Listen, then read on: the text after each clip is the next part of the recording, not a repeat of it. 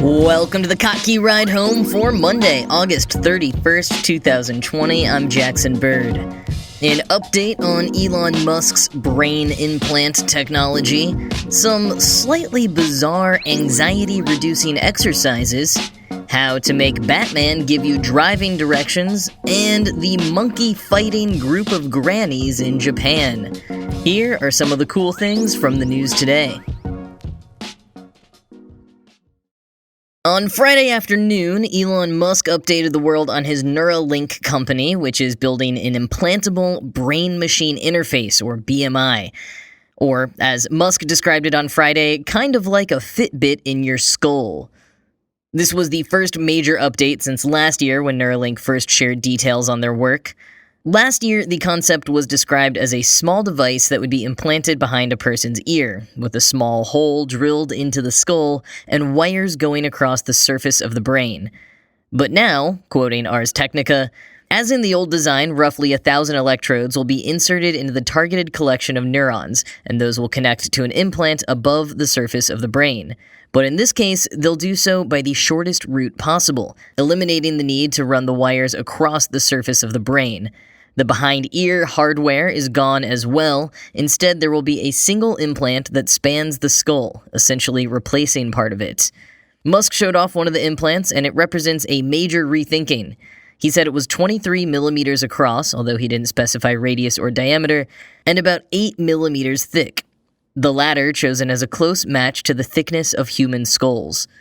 The device looks like a very thick coin or miniature hockey puck, and it contains all the hardware needed to keep the implant functional. This includes a battery large enough for all-day operation and the hardware needed for wireless inductive charging. There are also support chips, mostly derived from wearables, that control the charging and enable wireless communication via Bluetooth. End quote. Fans of trepanation will be glad to hear that this small device, the Link, still requires drilling a hole into your skull. Continuing from Ars Technica, quote, "But the central feature is still Neuralink's custom chip designed to identify and transmit patterns of neural activity.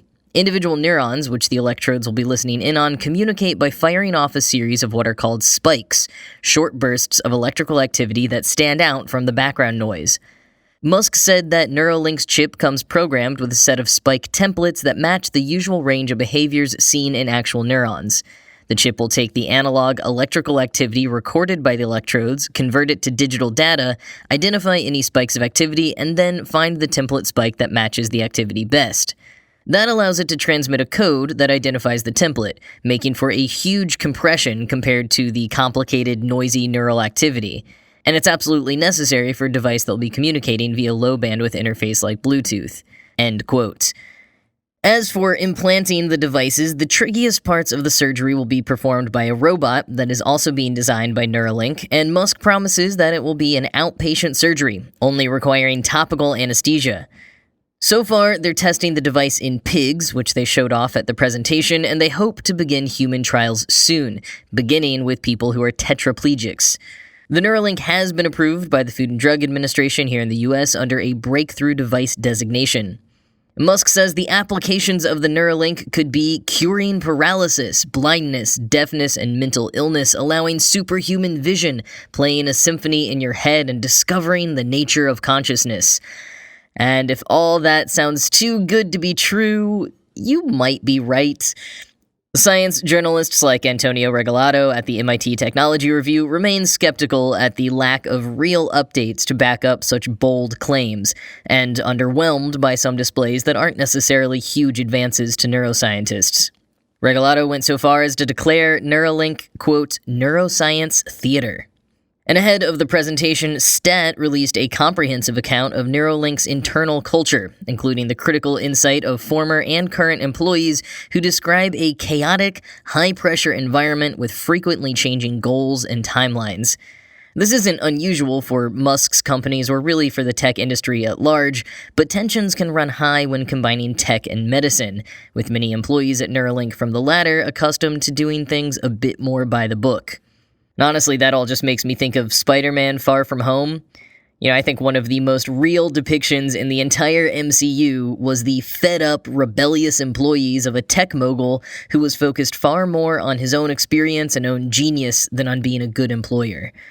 Hopefully we won't see any former Neuralink employees using the technology they're creating to cause mass hysteria and damage in order to paint themselves as heroes, like a certain snow globe-headed villain.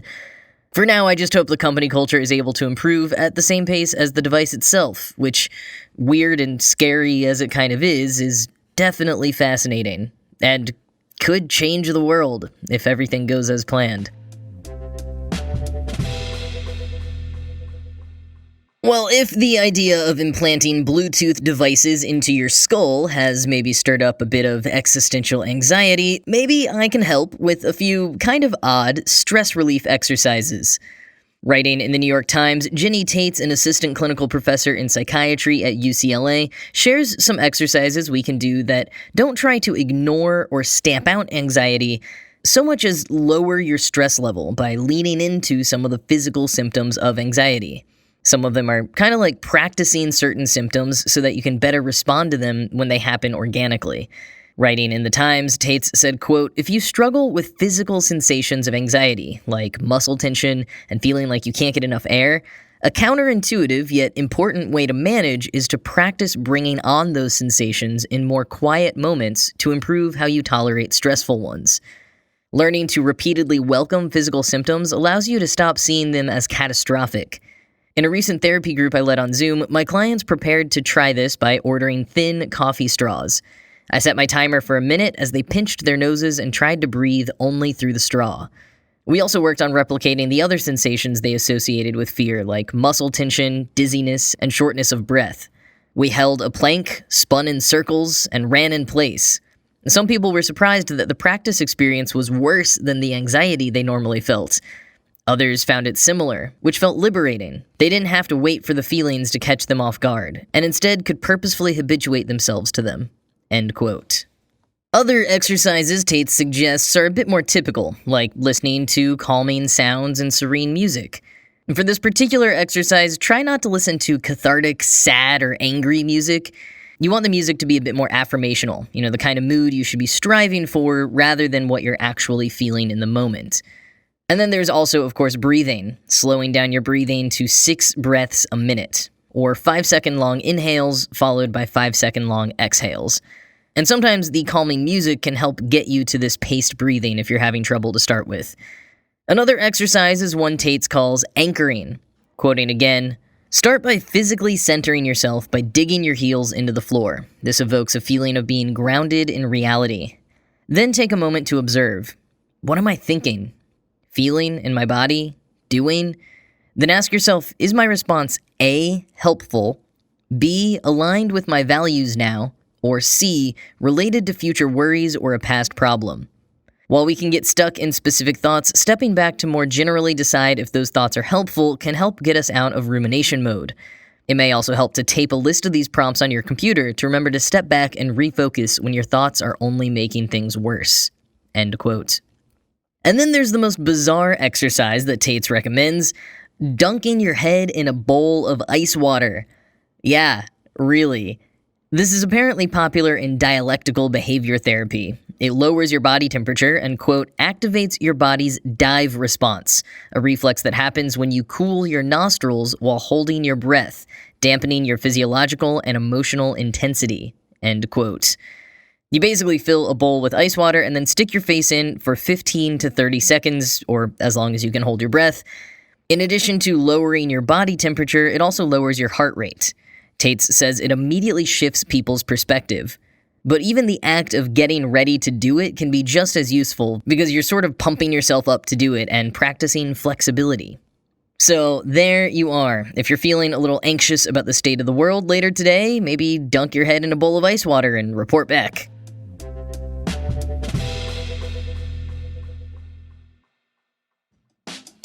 Starting a fitness program can be intimidating in the best of times, but getting motivated these days is especially tough. That's why Beachbody wants to take all the anxiety out of a workout and let you enjoy a fun, simple, and affordable way to get your body moving. Beachbody On Demand is the company behind programs you probably heard of, like P90X, Insanity, and 21 Day Fix. Now you can try their newest programs like Muscle Burns Fat and 80 Day Obsession. They offer hundreds of effective workouts for all fitness levels, including bodybuilding, weight training, cardio hit, yoga, and even dance workouts. All of which you can view on your computer, web-enabled TV, tablet, smartphone, Roku, Apple TV, Chromecast, and more. I love how easy it is to pick a workout that's right for me, like the Morning Meltdown 100, and cast it to my TV with no expensive equipment or commuting to the gym necessary. And the best part is that listeners of the Kottke Ride Home can try Beachbody On Demand absolutely free. Just text Good News to 303030 for a special free trial membership. You'll get access to the entire platform, all the workouts, nutrition information, and support absolutely free. Again, just text Good News to 303030. You may not have a Batmobile, but starting today through Halloween, you can at least use a Batmobile icon in Waze and have the man himself give you directions. You can also have the Riddler give you directions if that's your kind of thing. The special takeover is in celebration of Batman Day on September 19th and the 81st anniversary of Batman's first appearance in comics. The Batman version of the voice directions on Waze is played by Kevin Conroy, who has been the voice of Batman in the animated series since the early 90s, and the Riddler is voiced by Wally Wingert, who was the Riddler in the Batman Arkham video game series.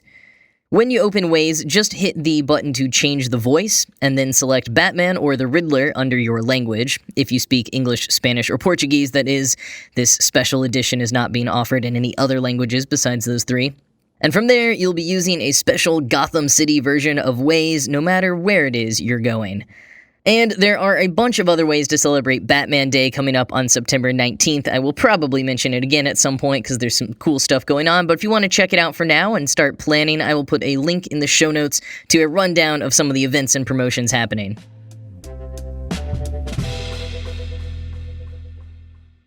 Now, if you want some real-world heroes to celebrate, look no further than the self-declared Monkey Busters of Japan. 3 elderly women armed with airsoft guns keeping monkeys away from their village's crops.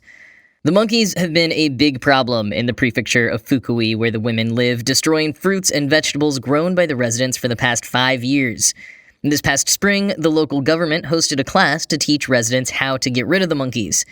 All 3 women took the class and have now taken it upon themselves to control the situation in their village of Keishi Town. Reports say that the 3 are so dedicated that they often drop everything in order to scare a monkey with their airsoft guns when needed, frequently appearing still in their aprons, which they donned for a photo shoot with a Japanese newspaper, creating photos that looked like the coolest Charlie's Angel reboot ever. One of the women, 74-year-old Masako Ishimura, her husband told the newspaper, quote, "There are many elderly people in the Miyama area, and the cultivation of fields is indispensable for health and vitality. It is necessary for the area to continue working together in the future," end quote.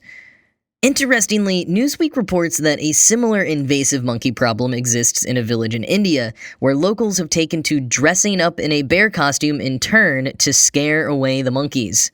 All these creative problem solvers out there. You love to see it. We probably won't see this kind of issue at American farms anytime soon, however, because according to The Atlantic, the US is actually facing a monkey shortage. Monkeys are very important for testing vaccines, and with all the ones in the works right now, it's become incredibly difficult to find monkeys. Quoting The Atlantic, "The reasons for the shortage are threefold. First, COVID-19 has created extraordinary demand for monkeys. Second, this coincided with a massive drop in supply from China, which provided 60% of the nearly 35,000 monkeys imported to the US last year, and which shut off exports after COVID-19 hit. And third, these pandemic-related events are exacerbating pre-existing monkey shortfalls.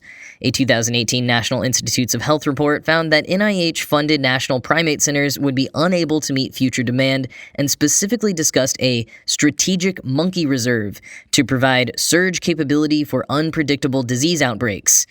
A disease outbreak is upon us. The strategic monkey reserve was never created." End quote. Monkeys are typically used as the last test before human trials because they are so remarkably similar to us. However, the two most commonly used species of monkeys have been found to only get mildly ill from COVID-19, so some scientists have been studying hamsters instead because they get sick from COVID-19 in ways more similar to humans, and because they're smaller and easier to care for anyways. Unfortunately, there is an unprecedented level of coordination happening to make sure the trials that need monkeys have them, and work being done to limit how many monkeys need to be used in the future.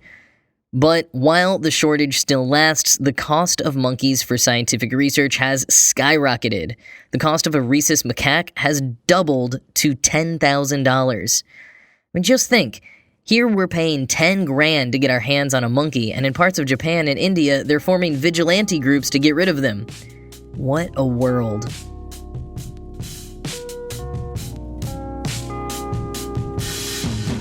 So I watched Class Action Park over the weekend, the first full-length documentary about the deadly 1980s New Jersey amusement park that just debuted on HBO Max. It was something. I will say, if you listened to my segment on it earlier this summer or have done your own research, it won't be as mind-blowing as it is to casual viewers because you've heard a lot of the most astonishing insights already. But there were plenty of contextual details I was unaware of, also some rumors that got a bit busted, and it was kind of remarkable how some of the former employees were just sort of laughing through their regrets and painful memories in a very Tiger King employee sort of way. The film does end on kind of a sad note, acknowledging the real tragedies that occurred at the park, but also makes an intriguing statement about Gen X as a whole, mostly through the reflections of interviewee Chris Gethard. Overall, the documentary is solidly in my favorite category of WTF, and for that category is very well made. I will definitely be watching it second, maybe third time, so again, it is Class Action Park on HBO Max, link to the trailer in the show notes. Now I am going to go see if Waze will lead me to the Bat Cave. I am in Gotham City after all. I hope you have a good rest of your day, and I will talk to you tomorrow.